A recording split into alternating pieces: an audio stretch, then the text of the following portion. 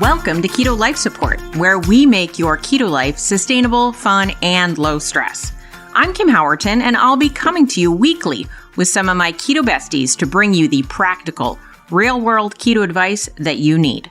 Quick disclaimer, I am not a doctor, and even if we do have a doctor in the house from time to time, he or she is not your doctor, and nothing we say on this show should be taken as medical advice. Always check in with a trusted medical professional about your own personal medical concerns. Hello and welcome to Keto Life Support. This is Kim Howerton, and I am very happy to join you today for episode number 67. On this episode, I was visiting Ken and Neisha Berry in Tennessee, where it is very humid. It's like being in the tropical rainforest there. It's very pretty. But every time you step up, it's just funny. I had this experience in California where I live. It's often like you're inside and it's sort of like nice and not like toasty.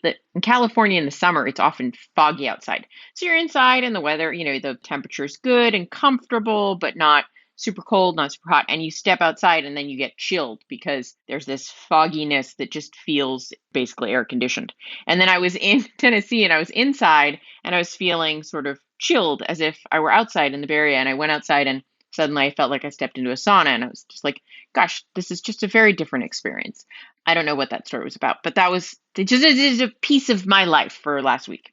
So I hope that you enjoy this episode. This one, it's really just me and Neisha shooting the you-know-what. We're just talking. We sat down. Dr. Berry had just left to go to a meetup in Texas. He'd just taken off and we were like, let's just record a podcast of us talking the way we usually talk. Now, we kind of went into it with this idea we would cover various topics, and yeah, that didn't happen. That was the same thing that happened when I tried to have a podcast with Dr. Berry. We just get sidetracked, but that's the way it is. So this basically turned out just to be me and Neisha having a chat.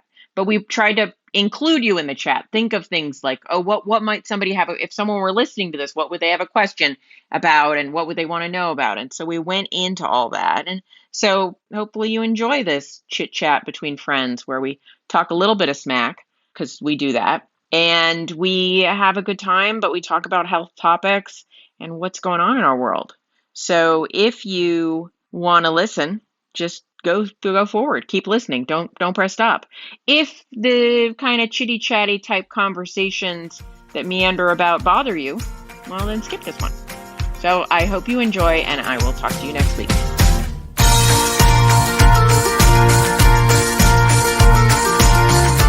Welcome to Keto Life Support. I am here, Kim Howerton, with my good friend Neisha Salas-Berry. Hello. So we were hanging out because we're spending the week together, and sadly I have to go home tomorrow. I know, it's such a bummer. I wish I lived closer.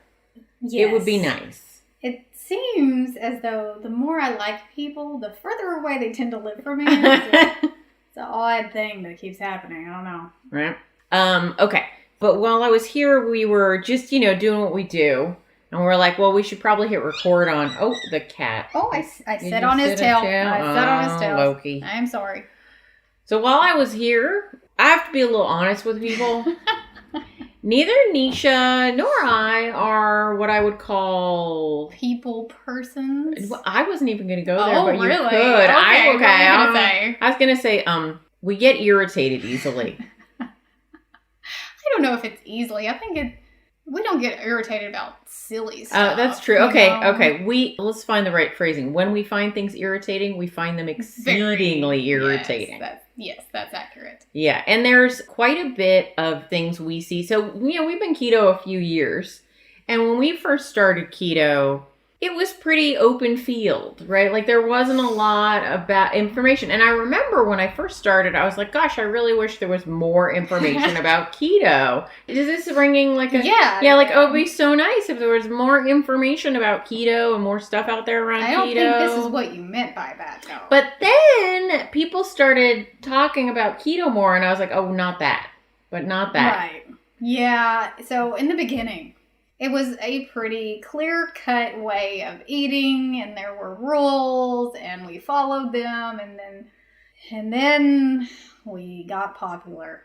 Yeah, and so since keto's gotten more popular, I feel like there's a lot of just I hesitate to say bad information, but there's a lot of confusing and unfortunate. The variations have become so different that it's hard for people to start keto because they're like, okay, but this person says to do it this way, and this person says to do it that way, and these are two completely different things, and it's very confusing. And I think the problem is, like, well, there are many problems, but I think one of the problems is that keto is actually, I mean, it is a pretty narrow definition of what it is on certain aspects. Like, how do I keto? And when I first started keto, it was very much like, do exactly this. And I, even when I first started giving advice, it was like, do exactly this. But over time, I've kind of morphed into more like, why don't you live a healthy lifestyle, which lines up with keto? But like the goal of doing keto shouldn't be to do keto. Like you don't win a prize. Right. The goal, it's like you want to be healthy and you believe that keto is the way you're going to get there. You got to keep your eye focused on being healthy. Because, like, you can do keto with, like, soybean oil and all sorts of junk if you consider keto. All right, let's talk about exactly what we're triggered about. Okay, we're just blathering. So, what we're triggered about is that, yes, all these different things start to matter at some point. But in the beginning, it should be fairly simple. Right. And since there are so many voices in the community now versus when we started, there were just a few. Yeah. and they all pretty much agreed on how to start keto and do keto. Now there's so many voices that people don't know. It's a lot of noise and they can't hear the basics to start the path to get to the part where, okay, now we can talk a little bit about, do you need to do it this way or this way or this way? Right. And so one of the things that, so Neisha and I, one of the things we were working on this week was actually a book on, like, not a huge book, like really like a easy get started with keto course because it should be easy. I mean, it's simple, but not easy, I guess, right? Like, it should be simple because there are so many details that you could get into, and I'm not saying you're wrong to get into them. I get into them. Like, I think it's good, but if you throw, like, the whole kitchen sink at somebody at the very beginning of keto, it's going to get overwhelming, and they're probably not even going to be able to do it. Yeah, because they're like, I want to do it, and I want to do it right. But I have no idea what right is because there are too many people saying conflicting things. And so I think really honestly, if you got everybody in a room, they would all say, yes, you really do need to start this way. It is the way. It's the simplest way. And then once you get settled and keto adapted, fat adapted, then you can start digging into the deeper issues. Right. Even people, like, it's true. Like, I've talked to people who preach kind of a higher protein, lower fat keto, and they say, oh, but your first month or so, eat more fat, right? Because they're like, as you're getting fat adapted. And then, it is true. Like, if you got them all in a room and you said, okay, I've got Joe here, and we got to start Joe in the easiest, simplest, best way possible. What should Joe do? I think there'd be more agreement than disagreement. 100%. And the problem is now that all these influencers and authorities they're years into their YouTube channels and podcasts and Facebooks that they're no longer talking about the beginning of keto. They don't even remember the beginning. So to new people who are finding their channel, they think that we all disagree on things when really it's just we're all at a different point where these things start to come up in conversation and our bodies work differently and maybe we're not we've noticed new things that we need to address in our bodies and et cetera, and there's just, it's not that complicated in the beginning, but if you Google it seems very complicated. Yes. And then there's a lot of nuance and to later stages of keto, and it's like, should I be doing cyclical keto? Should I be doing targeted keto? Should I be doing this and that? And then one of the things that gets me is a lot of people who are asking me those types of questions shouldn't be the target market for those types of approaches. Right. And so it's really important when you're going deeper into keto, even if you start saying, okay, I think I'm past the initial carb, how do I don't know if you guys remember, I'm talking to people listening now, when you started keto, how hard the concept of staying under some number of carbs, usually around 20, but it's like as soon as you set a carb limit, you're like, that's impossible. Right. Especially if you knew how many carbs you were eating. Right. You were like, wait a minute, I'm eating 150 a day. You want me to go to 20? I will die. Right. And so it's like that is kind of enough to worry about the first couple of weeks. It's a lot. It's a lot to think about. And when you add all the extra stuff in, then yeah. I just see a lot of people who are, even people who have done keto for a year are like, I'm very confused. What is happening? Right, because I think you end up going down a rabbit hole. This is what happened. Neisha and I have done this recently. We started doing a lot independently. This happens to Neisha and I all the time. I'll be like, I started doing this thing, and she'll be like, I did too, and vice versa. So anyway, we noticed we'd both gone down a lot of rabbit holes with, different approaches, just doing more research about, well, what are other people saying? And because, we'll hear from people that follow us, like, what do you think of blah, blah, blah? And I'll be like, well, I don't know. So we have to look at blah, blah, blah. So I watch some other people's stuff sometimes, and I'm like, what are they talking about? And like some of it's good stuff, but they don't preface. And I'm sure both Neisha and I are guilty of this too. But if you jump in midstream and you haven't watched their other videos, but they haven't explained, and you're like, well, that makes no sense. Well, but if I'd watched a ton of other stuff or known where they were coming from that day, it would make sense. But I think that experience happens to a lot of us. And a lot of the listeners, when they're listening to something and they're like, so now I have to worry about, am I ApoE4? And I also have to worry about, are my glycogen stores getting depleted properly, or am I refilling them? And you're like, wow, let's get some context on that.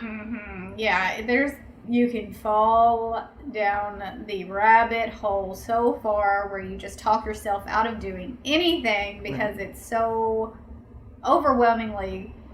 Keto has become a very broad, there's just, how many variations would you say there is now? Oh gosh. I mean, traditionally, okay. There shouldn't be really. Traditionally, there was something called, now I'm going to get the term slightly wrong, but there was therapeutic keto. Yeah. Which is more like the approach they might suggest if you were an epileptic. Right. Which traditionally was very, very high fat. And I don't even know if did they use good fats or were they just any fats? Well, it kind of depends on when you checked in on that situation. That's another rabbit hole. Right. And then, there was standard ketogenic diet, which was tended to be defined as a certain amount of fat. Yes. A certain percentage, right? Yeah. And then there was targeted ketogenic diet. And so targeted is you live keto, but if you're an athlete. So if you're not an athlete, you don't do targeted. But if you're doing targeted, it's like I'm going to the gym, and so 30 minutes before I'll have a drink that includes X grams of glucose to fuel my workout better. But basically, they don't really, it's like almost medicinal. They're not using... It's strategically placed carbs. Right. It's not like they're eating a bunch of cake. Yeah. And then there's cyclical ketogenic diets, which is basically your keto...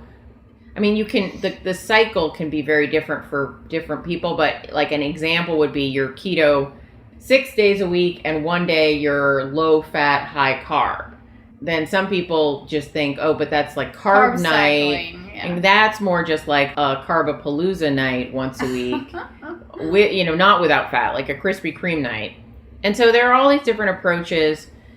And then there's, which wasn't as common when I first started, but there's also now high protein, low carb, the PE approach. Yes. That has become very, very popular. Protein is the new darling of the low carb world. Yeah, it was so interesting when this first started shifting in the community. Yeah. Because for, I would say, 5 years probably, it was Fat. are the bad guy. Right. Keep your carbs low.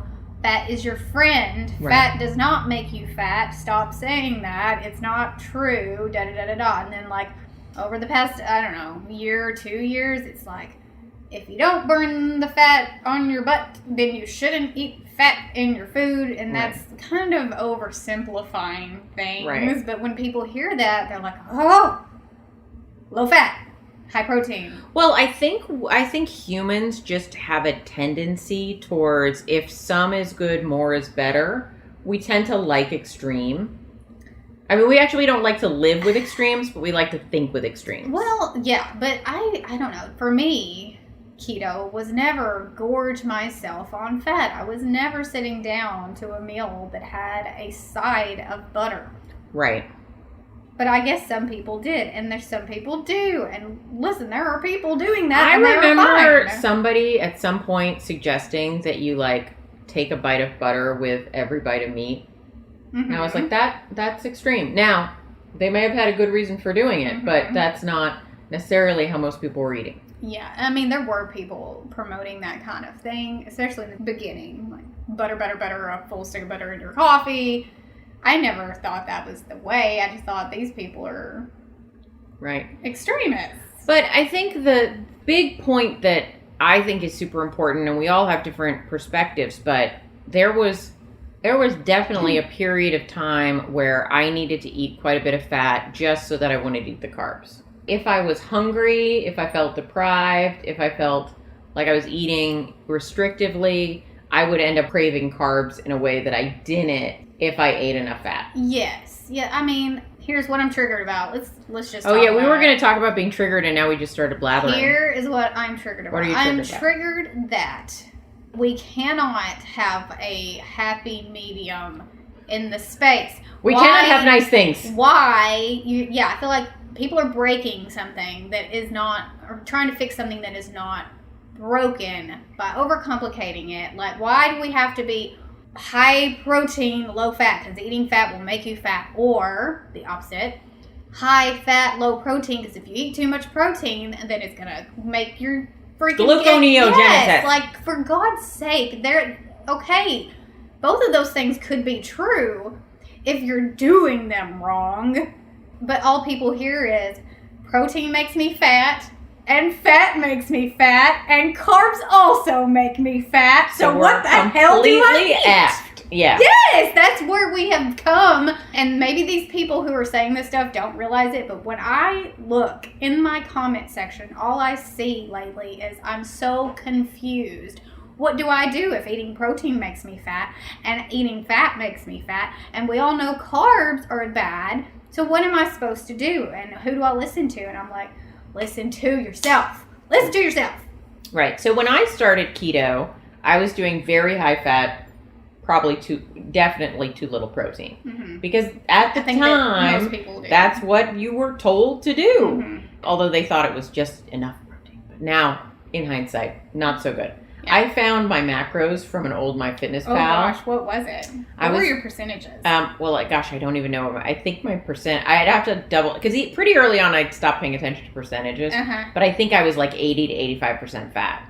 I'd have to do the math on that. So I was eating 65, like my macros were set in MyFitnessPal. I took a picture of it at some point, so I had it saved in my phone. I would love to see that. It was 66 grams of protein, that's right, 20 or less grams of carbs, and 150 grams of fat.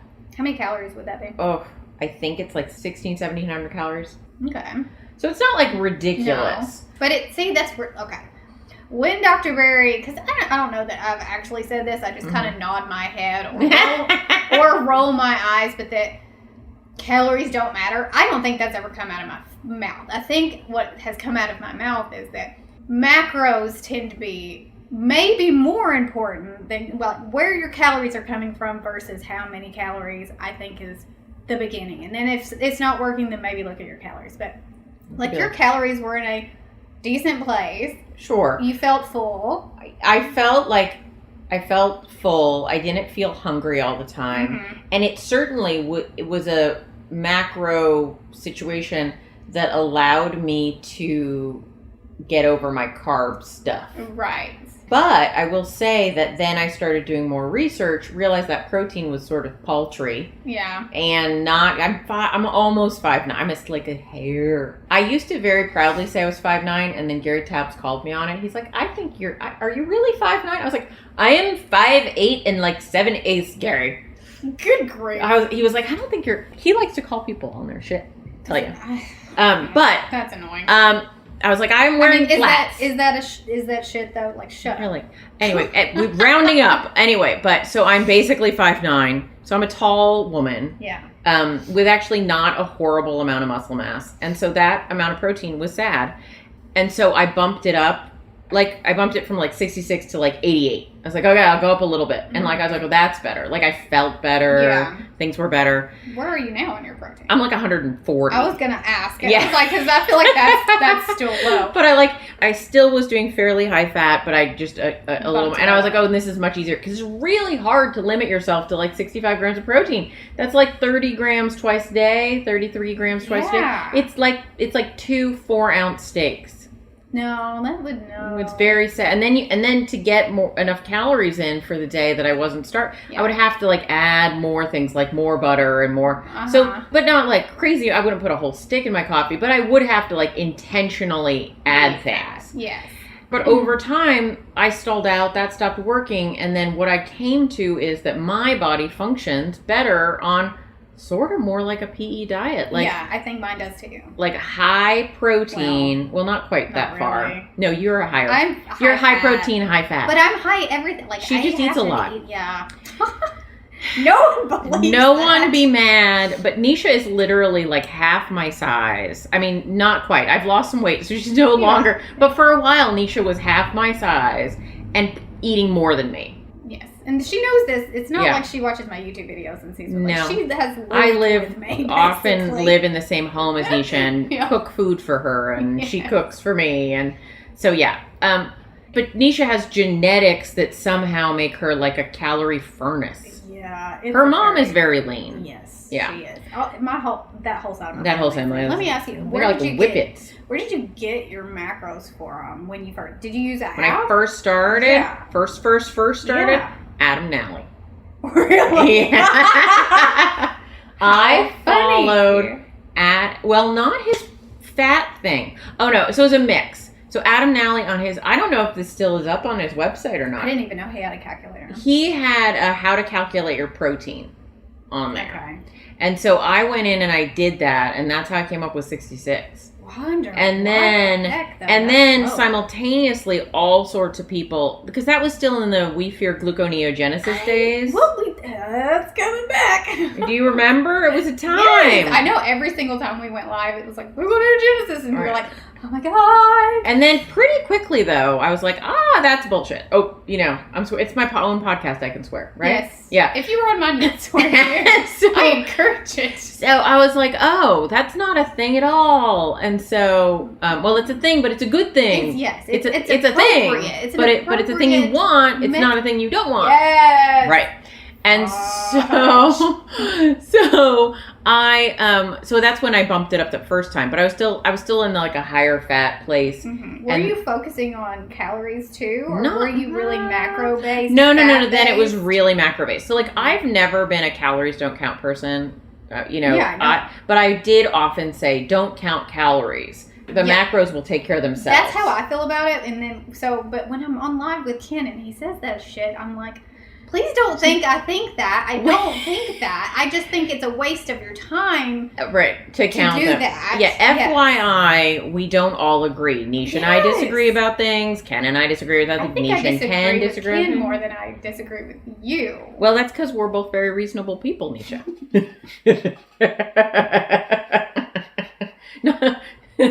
Neisha just spit her water out of her nose. I didn't think it was that funny, Neisha. Are you choking? I just held my water in my mouth for a full 30 seconds, so I didn't choke. But it's funny because it's true. That's why it's so funny. But yeah, and I think that's another thing that gets me triggered is thinking that a lot of I don't think, okay, not a lot of people, but it seems to be that there's a trend where people try to pit keto influencers against each other. Yeah. Because they disagree on something. And I guess some people do get triggered and don't like other people, but I don't think you or I do that. Like, if I don't disagree with my husband, my best friends on everything, that doesn't mean that I don't like them and respect them. Right. And, like, you know, we all come from different perspectives. And, like, I think Ken is brilliant, clearly. And he is, like, an expert on medical topics. Yes. And he knows a lot about medicine and health and all sorts of stuff. So, like, of course I respect him. Right. And then I have my experience right. that points in a direction that maybe doesn't align with his experience. But that doesn't mean I can't learn a ton of stuff. Yeah. And honestly, I think if we put him in a chair right here and we hooked him up. Do you really think calories don't He's not going to like this podcast. I don't care. Do you really think that he'd be like, well, at a certain point, yes, if you're eating a surplus, well, and I think so. I think like the core thing we actually agree on, which is, you know, what I often talk about is that metabolism. This is a very weird podcast, but we're just going in direct. Okay, so like metabolism, people think of metabolic rate as like a set thing, like a static, sit on a shelf, plug into this box like thing. Machines. But metabolism is a conversation, right? It's a feedback loop. What you eat, how you sleep, like every single thing you do impacts your metabolism. And so it's, if you said the thing none of us think, none of us, wow, I don't think any of us think this way, is that like metabolism, like all calories are equal and they all act the same way in our body, and a calorie is a calorie. Right. And that there's like a magic number that I could look up on a calculator and I'd know exactly how many calories Neisha needed and exactly how many calories I needed. Even if Kim and I were the same height and the same weight, we would still burn calories differently. Right. Given my size and Neisha's size, I should eat more than Neisha and maintain my weight. Like, if we follow if Neisha, we should do that sometime. If Neisha and I put our sizes into a calculator and on like a TDEE, which is supposed to tell you approximately how many calories you need for the day, mine would be much higher than Neisha's because Neisha has less body to move around, less muscle mass. A tiny person. She is little. And like, that would be a complete lie. So I think that all of us agree that like calories are not as simple as they're made out to be. That's my issue. Is it's so much more complicated than plugging it into a little calculator and being like, oh, just eat less than that. Right. But ultimately, I do think calories matter. And in the past year, I started to track calories in a way that I noticed the calories because I tracked macros. Yeah. But it got to a point where I was like, let me be more focused on this. And it worked for me. And I've been keto long enough and doing this long enough that I was not super triggered by it. Right. I think some people, it triggers them too much. Yeah, for sure. But I think tracking in general triggers some people. Right. So like, but my macros now, I mean, they fluctuate because I intentionally fluctuate my macros these days because I think it's good for us not to be too static and not to undereat for too long. But if I want to lose body fat right now, my macros, whereas they used to be, they've like flipped on their head. So now I'm a little more like 120 to 150 grams of protein. My fat will be like between 60 and 80. Really? Yeah, it's much lower. Wow. I lose body fat better low fat. Lower. I mean, that's not lower. Low fat. That's not low fat. That's lower fat. Yes, lower fat. See, that's where it's like, I am 100%. Low fat would be like 30 grams. Yes, I'm 100% fine with somebody being like, I really need 160 grams of fat. Right. I do better at 60 to 70. Which is like a reasonable, like what I eat in those days is like some cottage cheese because I like cottage cheese, some yogurt. I have flank steak and, you know, it's like that seems like a pretty normal thing to do. Right. So I just switch my steak from ribeye to flank steak every once in a while. Yeah, it's like not that big of a deal. And I'm still getting a really nutrient dense diet. Add anything to it? Do you cook in butter? Do you? I mean, sometimes I'll use butter, but it's like they're just different choices you could make, right? Like it's like, do I want to eat eggs sometime, which have more fat, and like cook those in a little bit of butter, or do I want to cook my steak in butter? I can't necessarily do both in the same day, but I can just make choices about where I cook everything. My eggs in bacon grease, yeah, my meat in bacon grease, my onions in bacon grease, and then I pour all of that on top of it when I get it out of the skillet. And like the reality is, you need to do that to not lose weight. Yeah, but it's so weird. I don't know that.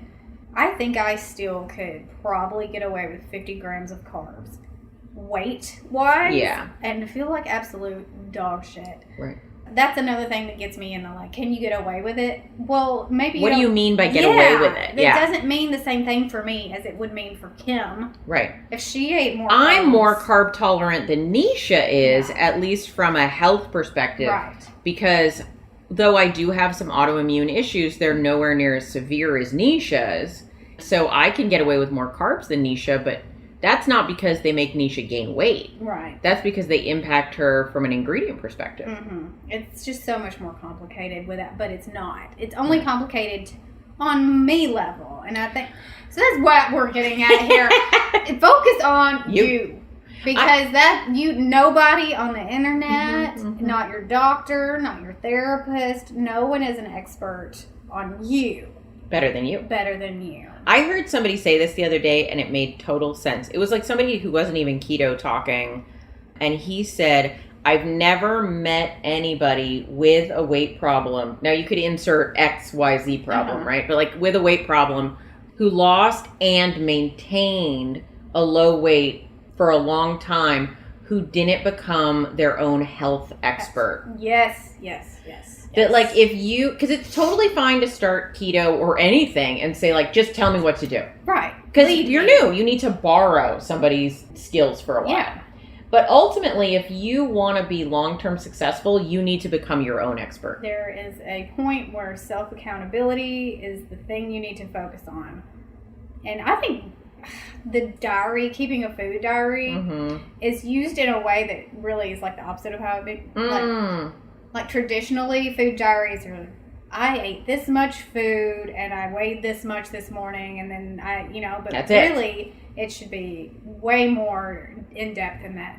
Why did I eat this? How did I feel? How did I feel an hour, 2 hours, 3 hours after?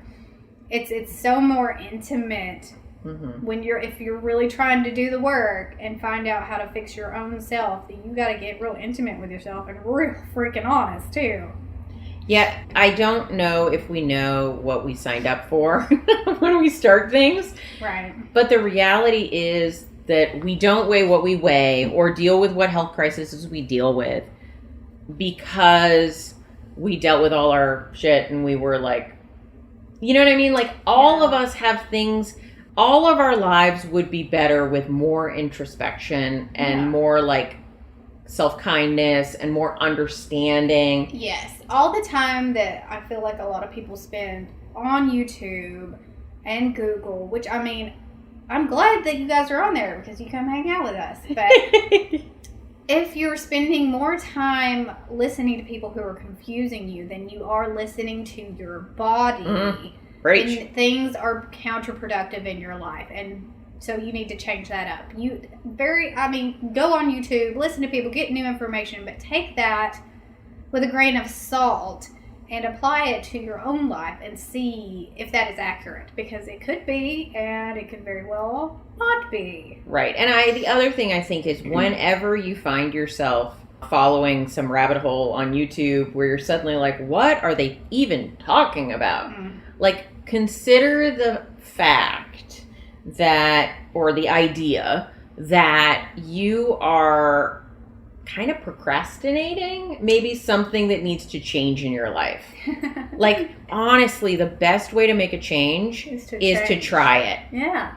Nothing is permanent unless you step in front of a bus. Yeah, you're not going to hurt anything unless you are taking some crazy supplement that you ordered off the internet. Yeah, don't do that. Yeah, but if you are just changing your macros, chances are you're either going to feel the same, feel better, or feel worse. And then you will know, you will have new information you will know whether or not this is something you should go ahead with, or maybe put off a few more months, or come back to later, or just never do again. That's the information you were getting. Right. When people are like, should I do, like over and over again, it's like, should I quit dairy? It's like, well, you kind of have to quit dairy to know if you should quit dairy. Absolutely. You can bring it back and you can see what's the difference. Yes. But you, like...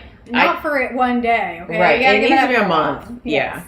But, I can find you an equal number of papers that tell you about the wonders of dairy, that tell you about the horrors of dairy. But we don't know what that means for your body. Yes. And there's all, like... And that's true of every topic. Every single topic. There are people on both sides. And then there's rational people like Kim and I who are like, this could be both.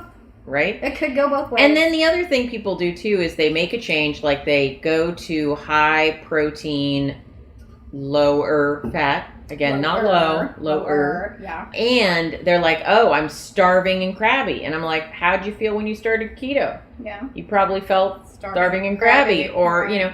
Because anytime you make a change, there's a transition. So you can't base your decision off of the transition. Yes. You got to get through it. But then, by week 2, week 3, you start to get a better idea of what's going on. Yeah. And is this a good idea for me or not? Yeah. I think that I accidentally did that. Oh, did you? Yeah. Because when I started eating, like when we moved to the farmhouse, things were a mess and there wasn't a whole lot of things that I didn't have my cooking situation situated. And so I was eating like a lot of burgers with no bun and essentially just like burgers with no bun and steak. Yeah. And so I think I dropped my fat without Were you crabby? doing it. Yeah. Yeah. Yeah. Yeah. And then I noticed one day, I think I tracked actually because I was just bored. And it was like, this is not low fat, but it was 100. Yeah. Which is low for you. Is low for me. And I was like, oh, that's very interesting. And then the very next day I tracked and I ate the way I had been eating for a year. Like I'm cooking it the way that I've always cooked it. My fat grams are like 160. Like, yeah, that's better. That's better. Yeah.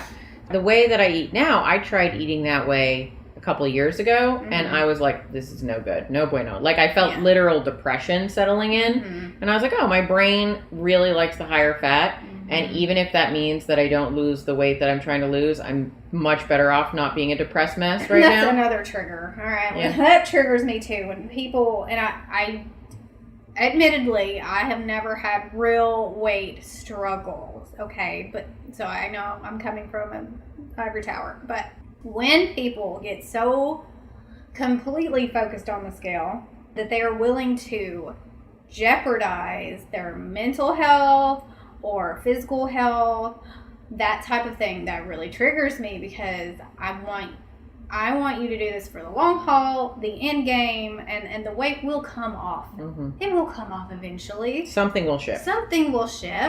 And if you are going to fall back into your anxiety, depression, stress for the sake of a number on a scale that is literally your relationship to gravity, that is upsetting to me for you. Like, I feel like you're putting yourself through more than you should have to. But like I said, I've never been more than, 40 pounds overweight. So it's not like I had a lot to lose. Right. And no one would have known you were 40 pounds overweight because your natural settling point weight is much leaner than the average bear. Yeah, and I hold it very evenly. Yeah, you're just little. Yeah. It does go to my butt. I wish I could keep the butt. Right? No good. But I've seen you actually struggle to maintain a higher weight. Like, you've tried. Yeah. It's like, I literally cannot eat enough to gain a single pound unless I get inflamed. Yeah, and then it's not really and that's not real fat. weight. That's just water. And then you look like chipmunk. Yes, very, very chipmunky and miserable. So it's like, I wish I had my butt. I would love to have I wish I could give Neisha some butt. Kim, you can have some of mine. There's a photo in the farmhouse of me when I'm pregnant, and it's from behind. And Kim was like, wow, your butt was really big while you were pregnant. I was like, I know, wasn't it awesome? I wish I had it back. It's the way. But there is a point. I mean, I think you're absolutely right that it's really hard when you're in a body that's bigger than you want it to be. Yeah. Because, like, the suffer... It's like, if you have an autoimmune condition and you don't feel well, everyone isn't staring at your autoimmune condition. That is so incredibly true. And there's a way that other people don't make you... I mean, although, you never compare your pain to somebody else's pain. We all have pain. But there is a way that being overweight is a particularly high visibility type of situation. Yes. And so, I get it. I've been there. But, okay, let me ask you this. What? Though. Alright, you had depression. Yes. If you were skinny, or whatever, your goal weight, right, but depressed... Well, that's not good. Right, that's what I'm saying.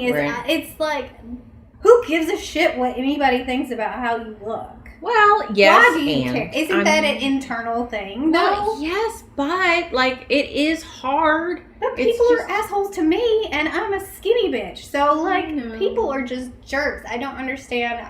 I'm asking you from, like, I need to understand why are you more susceptible to feeling like that is an attack on you instead of like this person is just a piece of crap. Like you tell me, you're like, that says more about that person than it says about you. Like, yeah, ditto. Yeah, well, I think the issue is that there are still parts of all of us, not all, I mean, some people, I shouldn't generalize everybody, but most of us, I think, that have weight issues have a lot of internalized self-disgust.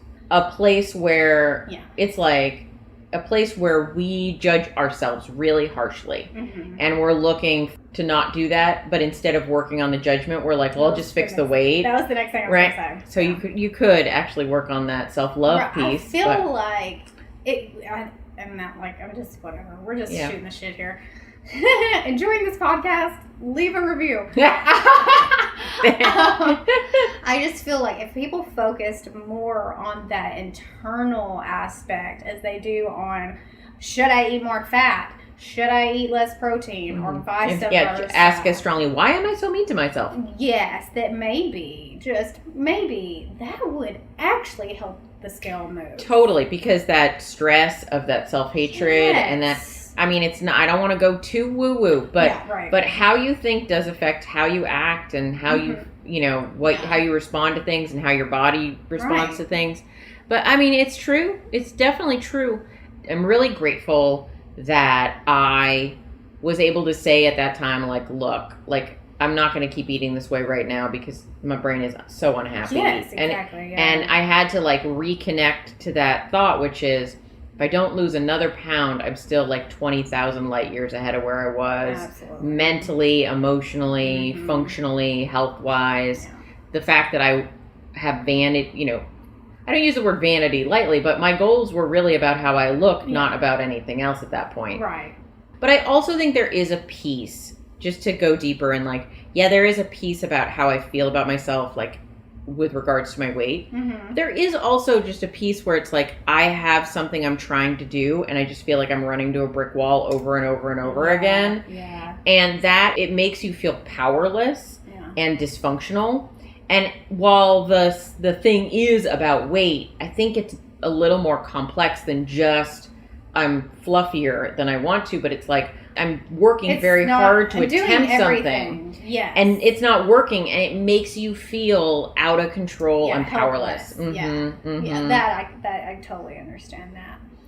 To go back to the woo-woo thing. Oh, yeah. This reminded me of something I read the other day, and I don't even know where it was, but it's like, talking nicely to a plant can help it grow. Imagine what it can do for you. And, while that is very woo-woo, I think that it has some truth to it. No, it does. And there are things like, when you really drill down, there are things that are science-based about things that you'd think on the surface are woo-woo, but like, such as, this might be a little out of left field, but it's like, there is a point about how when you are down, when you're sad, you fidget less, you move less, you walk less, you smile less, you talk less, you interact less, you burn less calories.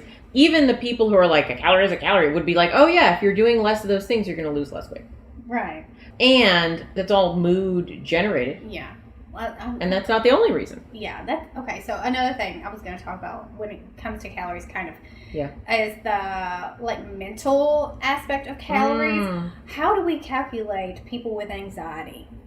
Are we burning more calories because we are anxious, right? AF, and constantly thinking. If I am anxious and I'm making a blog post and a YouTube video and I'm editing, my brain... Right. Yeah, your brain actually uses the most of calories of your body. Right. And maybe that's why I'm so skinny, because my brain won't shut up. Because my anxiety is much less than it used to be. Right. And when I was sick, I was overweight and had very high anxiety, and that didn't help me at all. So it's like, you know... It's like, what's going on? By the way, I'm correcting myself because someone's going to catch me on this. No. Per square inch, the brain uses more energy than any other part of your body. It doesn't use more than the whole rest of your body. But anyway, it is true. I think it's like 25% or something like that. Except in a baby, it's like 90%. Oh yeah, like it's because they're learning. Yeah, it's absorbing. Like they're barely moving. I think that there are so many variables about calories, about all those things. Like, really, at the end of the day, you have to turn yourself into an experiment. Yeah, I was gonna say I would need to put myself in a chamber, right, with a ton of scientists around me. You can. I'm sorry, I interrupted you. Oh, no, I don't know. Where was it? Chamber scientists around you. Oh, because it is. Wait, for me, it seems I'm a little bit more complicated. So last year, 2020. Show me someone who looked really great in 2020, okay? We either gained weight, or were depressed, or like lots of... Never got out of our pajamas. Yes, so that was me. Yeah. I lived in my pajamas, and I was more sedentary than I have ever been in my life. And I was watching a video from around that time, and I was like, wow, I look so like drawn and tired. Okay, I had a newborn in 2020. I was a new mom. I just moved into a new house. All the things were happening. I was very sedentary. I look very frail. I actually weigh more in that video than I weigh now. I'll show you the video because it was like, what's wrong with Neisha? Even I was like, I don't look well in this video, but I have increased my. I'm not. But but I think you're not a bigger size with the weight gain. I think you put on a little muscle this year. Yeah, but even my face was different. But I was gorging myself on bad foods at that point. But I looked like I wasn't eating anything. Yeah, it's so random, but it is true. I do know lots of people who, in times of stress, they lose weight, and then other people are like, if you look at me cross-eyed, I gained 12 pounds. Yeah. So it's very individual. What I was going to say is that I do think that with so many things, it's like when you ask, like, is my cholesterol high? Well, what was it before? And, what's that? It's like, it's all relative. You can look at, okay, if I've changed my eating style, I'm eating keto, I'm tracking very diligently. By the way, it's hard to track very diligently because all nutritional information is an estimate. Yeah. Just putting that out there. Yeah. So it's a little like, if you ate 100% packaged food, this conversation is all... By the way, this is what it's like to have a conversation with me and Neisha. I think the title of this is... all over the place with Kim and Neisha. Let's be a fly on the wall with Kim and Neisha. And it's like, oh, that thing you mentioned like 12 hours ago, I want to go back to that. But anyway, when you are looking at... If you ate 100% packaged foods that all had... nutritional information on them. Right. And you said, I ate 1,000 calories of this food. You might have eaten 800 calories or 1,200 because they're allowed to be off by 20%. Right? And then if you're eating whole real foods, was this crop of tomatoes in the sun or more in the shade? It's going to affect the sugars in the tomatoes. Yeah. Then you got like a ribeye steak, like how much fat does that piece have versus the other fat piece? You can put, I had a 12-ounce ribeye into Chronometer, but it doesn't know how much fat is on that ribeye. Guessing. And then, probably the things that are, there are some things that are like, okay, that's more trustable, like an egg. Right. And ground beef, because they actually calculate how much fat they make. Yeah. So there are some things you can trust more, but in general, calorie counts are estimates. So. Which pulls us into intuitive eating.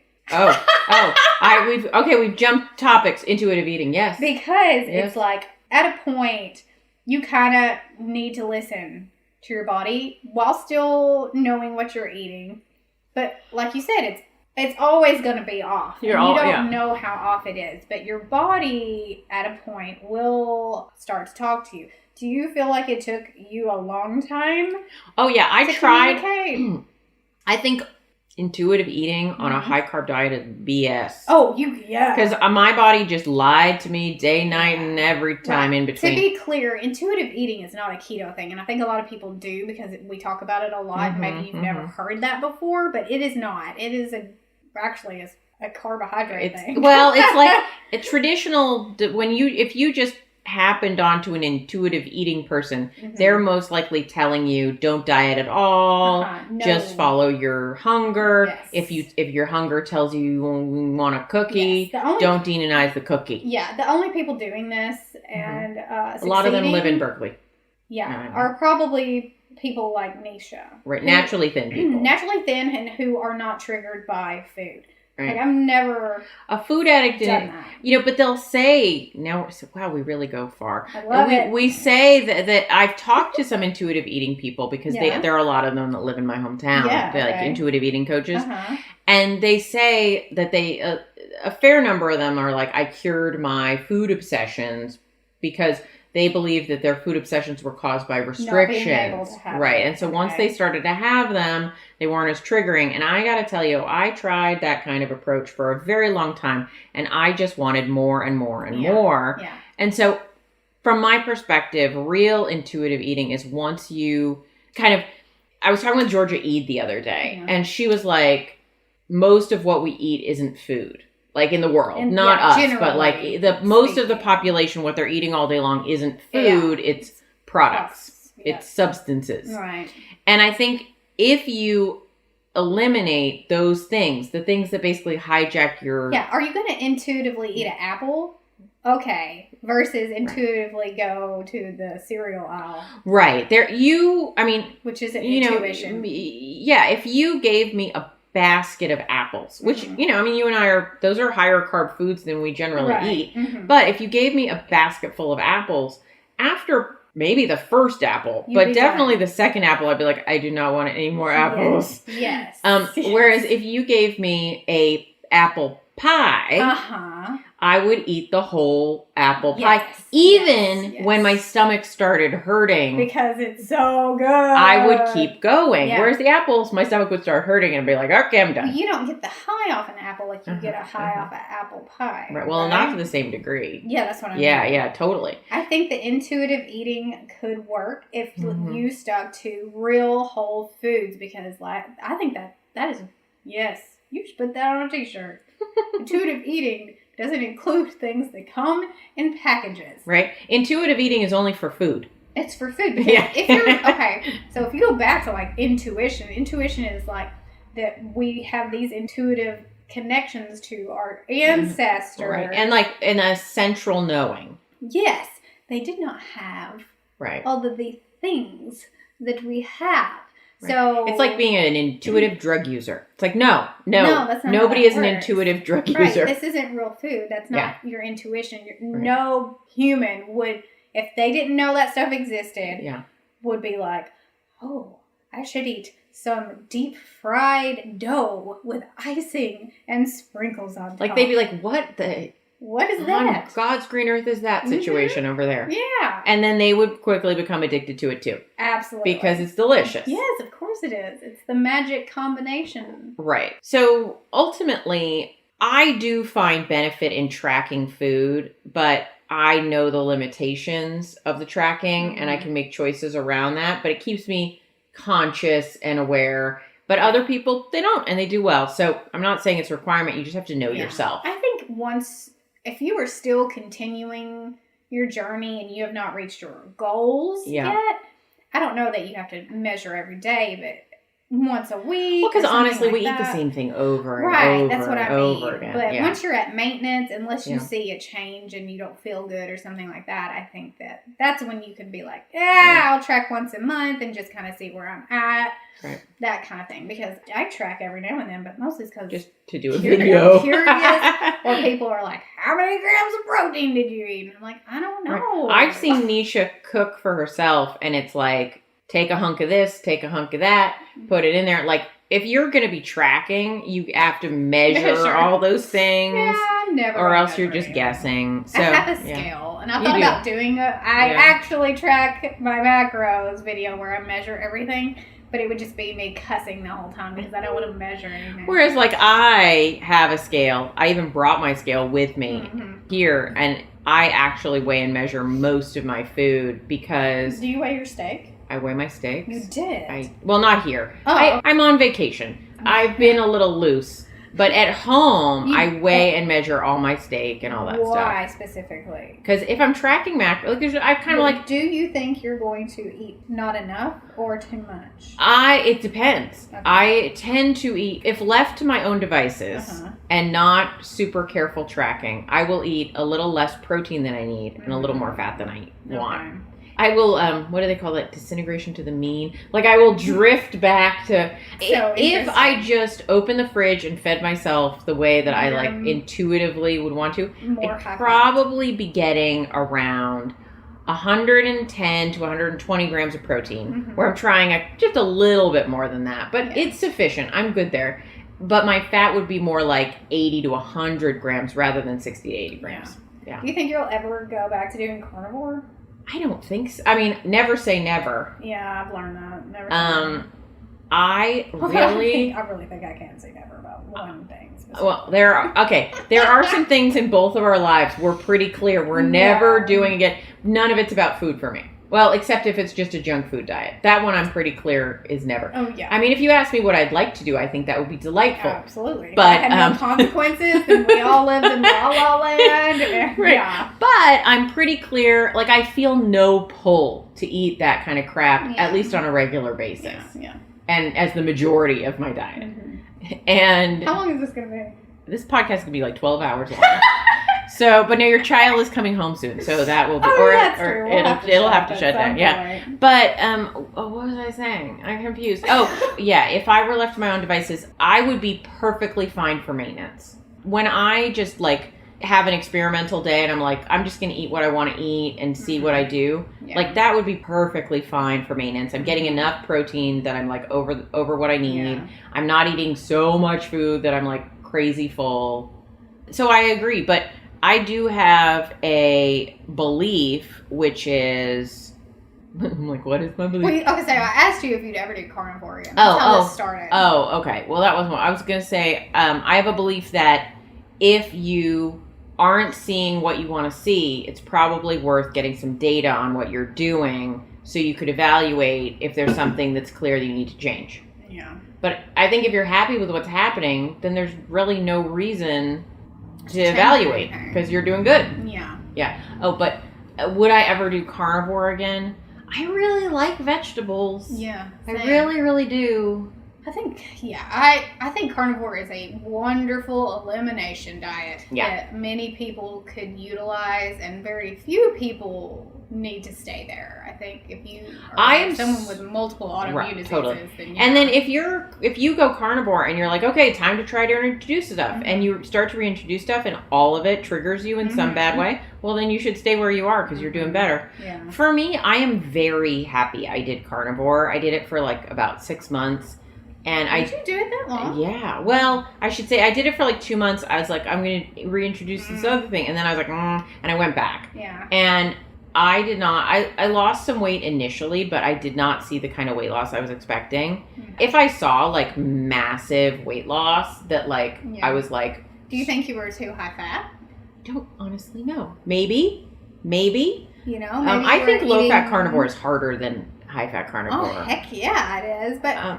But I'm sure, I could try a lower fat carnivore. I just was wondering. What are you thinking? You could, I was just wondering if, I feel like people think carnivore and then they don't understand that there are also different different approaches. Of carnivore. Well, you know, if you look at like someone like Kevin Stock, he's a dentist. Right. And he does carnivore because he just feels better doing it. Mm-hmm. And I think he has a meat academy thing. Oh, cool. But he definitely says when he's trying to lose body fat, like, and he's trying to get like ripped, he's a bro. He's a bro. Uh-huh. Like he like has like 27 abs. You know, it's like he does do lower fat carnivore, and then he'll do higher. You know, but. What I was saying is I was really glad I did carnivore because I healed some gut stuff. Yeah. I clearly healed some gut stuff because I was much more tolerant of a lot more foods after the carnivore period than before. I think carnivore is, number one, a great elimination of, but then also like a really good cleanse. Yeah. You totally. know? So I think if you have SIBO, I mean, you know, there's some debate about SIBO and all that kind of stuff, but if you have gut issues, I'll just put it in the general, right? Like leaky gut or gut junction issues or absorption issues. Which most autoimmune people do, have, right? Yeah. Like, as an example, before I was carnivore, I was eating a ton of meat, but I was also eating some other stuff in there. Mm-hmm. And I could never, my serum iron levels were always pitiful. Like, to the point my doctor was always, and my B12 too, my doctor was always like, eat more meat. I'm like, you don't understand. I eat a lot of meat. Yeah. But then after carnivore, my numbers were good. So, I mean, clearly that would show that I wasn't absorbing B12 and iron very well out of my food. So weird. It was getting wasted, and then I did the carnivore thing. And then you were better at absorbing. And then I was better absorbing them. Because that's the only thing that changed. Right. So anyway, I certainly think a period of carnivore is useful for everyone. And then I think that's really good news because I think a lot of people get really freaked out. Like if I start carnivore, I have to stay carnivore. Like, or I have to get to carnivore. Right. Oh, yeah. I get a lot of people who are like it's better. Like it's the gold medal and you only got the silver because you're only keto or you're ketovore. Right. If your pickles are the only thing standing between you and the pinnacle of success. Here's what I feel about the carnivore thing. And I'm not saying this to anybody who is a carnivore. I love all the carnivores. We love many carnivores. I'm very good friends with all of them. I'm not saying they portray this. I'm saying that I feel like people put them on a pedestal like they're the cool kid table. And they want to sit at the cool kid table. But if you eat a pickle, then you can't sit with us. Right. And I will say that every single... I mean, I'm sure there are carnivores out there that are bastards. But like every single carnivore that I know... is like, enjoy your pickle. Like, and not in a smart ass way. They're like happy that you like pickles, and if you want to eat pickles, eat the pickle. They will sit with you even if you're eating pickles. Yeah, I've asked one of my carnivore friends before, like, how do you feel that I eat onions? Do you think, does that bother you? She's like, no, I don't think that's a big deal. Like, you know, obviously it's worrying for you. I was like, I'm just wondering. Whereas, like, I look at, like, Amber O'Hearn, right, who's a friend of ours who's been carnivore for over a decade. Yeah. And she, at various times, has tried to reintroduce, like, spices. Like, very minor things. Yeah. And she's like, I don't feel good. This is not going well. Like, she can do it for a little while, but... hers is mostly mental health, right? She's like, I've noticed that the feelings I don't want to deal with are coming back. She's like, so I took it back out. It's not a moral issue. It's a functional one. Yeah, and it's a personal one. Right. I like the carnivore community. Yeah. Because they seem like very chill and non-judgy people on the whole. I mean, there's bad apples in every bunch. I think there's more than one carnivore community, I will say. Oh, that's true. Okay. Okay, so... I don't know. The carnivore... Our carnivore community. The originals. Yeah, the OGs. Yeah. Well, that's the cool kids I would like to sit at the table with anyways. Right. And I think they would let us sit at the table with them. Of course they would. With our avocado. I've stayed with Amber O'Hearn. She has children. She has, people in her life. Yeah. She has things in her fridge that aren't carnivore. I mean, they're low carb and keto and all that stuff. But she's not eating them because they don't work for her. But it's not like I couldn't... Like, if I had been like, hey, I would like to bring a loaf of bread into your house, she would have been like, okay. None of my business. Right.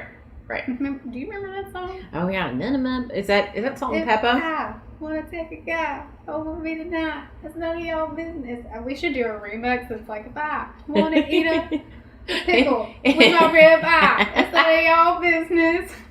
If I put barbecue sauce...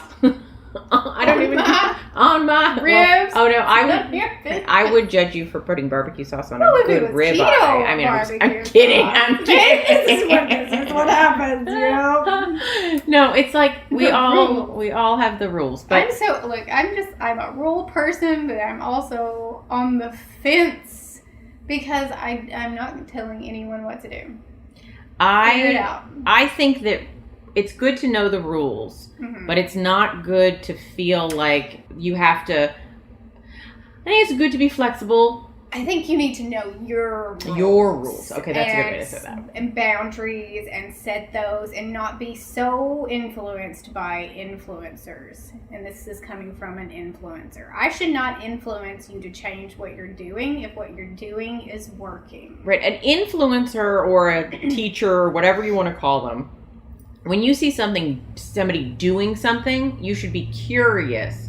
But you shouldn't feel controlled. Right. Right? Like, oh, I see Neisha ate arugula. I wonder what arugula would do for me. Yeah. And, fill in the blank. It shouldn't be, oh, I guess we all have to eat arugula now. Yeah. And I can't speak for other people on YouTube, but what I do, I'm not telling you what to do. I am showing you it is possible to do what I do and maintain it and be sustainable and like all those things. And maybe I should talk about that on my channel, but I'm never, I ate anchovies. I don't want you to think you have to eat anchovies. She likes anchovies. You don't have to eat anchovies. I think they're delicious. All these things, I am just showing you my path. And maybe your path looks similar to mine, but I am fairly certain it doesn't look identical because, but it could look fairly close. Well, you would live a very interesting life, Neisha. Really? Why? Well, I just mean you definitely make your own rules about a lot of things. So this is true. It's not like you don't live weird. You just make your own decisions. I'm a little bit of a rebel. Yeah. That likes rules.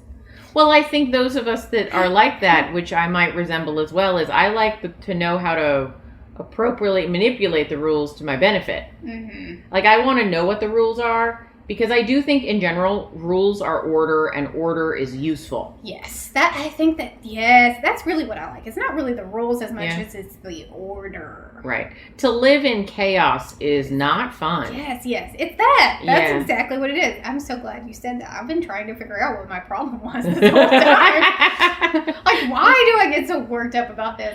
Because I hate chaos, and that's what it feels like when the rules are out the window. Yeah, there are no rules. But when it seems like there are a lot of rules, but when there are that many rules, that means there are no rules. Right. Totally. When it's there are so many rules that this has gotten ridiculous, you're like, F this. And then that's not better. So, we want to give you all listening the power to, you are an adult. Yes. You get to decide all sorts of things. You also get to live with the repercussions of your decisions. Absolutely. At the end of the day, that's it. That's the thing. Right. Are you going to suffer consequences, or are you going to reap benefits? I know this is a very left field kind of thing.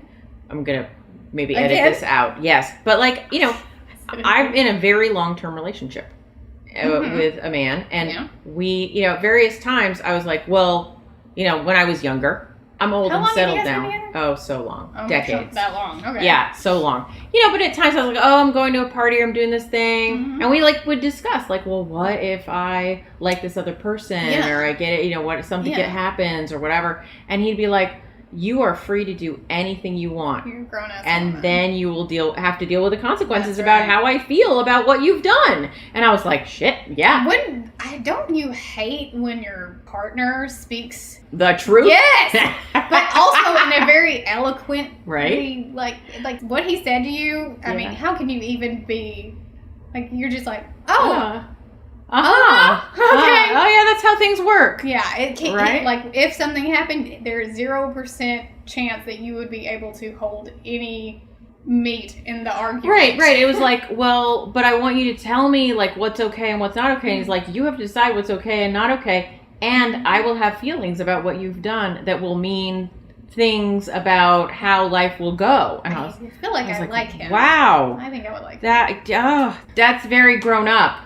I think we were probably like 18 at the time. It was like a long time ago. Oh, he's a cool dude. So that's just to say that's true of everything in our lives. Yeah, you can do whatever you want, but you cannot do so without repercussions. Yes. And then we often, because we maintain a childhood mentality, which is, but I got away with it. But like, did you? Yeah. But did you? Yeah. Because you know what happened. Yeah, sometimes the repercussions come later. Right. Like, there's not a big for some of us. Like, if Neisha went out right now and went through the drive-thru and ate a giant thing of fries. Yeah. Giant, like her head, like as big as her head. The big waffle fries from Chick-fil-A. Right? She would potentially wake up tomorrow very puffy and sick. In pain. And achy and all sorts of things. Yes. I probably would feel fine. Yes. But would it trigger you? But would I be off to the races with eating? Right. Would I gain weight? And then what would I do tomorrow? Because I've opened a door. Like, I ate it yesterday, nothing happened. Right. So I can do it again today, right? And then this moderation thing kicks in. And then like 5 weeks later, I've gained 20 pounds. There are always consequences. Some are immediate and some are eventual. Yeah. That's what you need to focus on. Focus on you, because it's the wild, wild west out here in the keto community. Right. All right. I think we've rambled quite enough. I think people will like this episode. Okay. I think so. I hope so. But there's one thing they should know. It's not out yet, but if you enjoyed me and Neisha flapping our gums, Neisha is going to start a podcast soon. Yes. And it's going to be called Neisha Uncensored, which Kim actually helped me out with that name. Yeah. So hopefully it will be streaming in August. And it should have been out in July, but I got sick. So August it should be out. And this is essentially the format that it will be me sometimes by myself, just flapping my jaws about something, and then sometimes I'll have a friend. All right, cool. So I think based on the date that it currently is, this will probably come out at the end of July or the beginning of August. Okay. And so it might even be out by that point. I'm hoping. So where should they potentially look for it? Will it be on iTunes? It will be everywhere you can listen to podcasts. So Amazon, Spotify, Apple. What's another? Oh yeah, they don't call it iTunes anymore. Apple Podcasts. Apple Podcasts. Oh, like the Android podcast, Google Podcast. Google Podcast, and on Amazon Podcast. Okay, all right. Yeah. So pretty much wherever you get podcasts. Yeah, and if you just don't know how to find it, it will be on my website, which is NeishaLovesIt.com. You know what? And I'll put a link to something. Yeah, on this. If you just Google Neisha Uncensored, I bet it would pop up. You can find Neisha. All right, guys. So thanks for listening, and we will see you next week. Bye. Bye. Thank you so much for joining us for this episode of Keto Life Support. Want more information? Want show notes? Want to suggest a topic? Just head over to ketolifesupport.com. That's where all that kind of thing can go on. By the way, I have a request. If you could go to your podcast host and hit subscribe, we would really, really appreciate it. And what would be even more awesome is if you could write a review. And what would be even more awesome than that is if you could write like a really flattering review. Just asking, you do you. All right.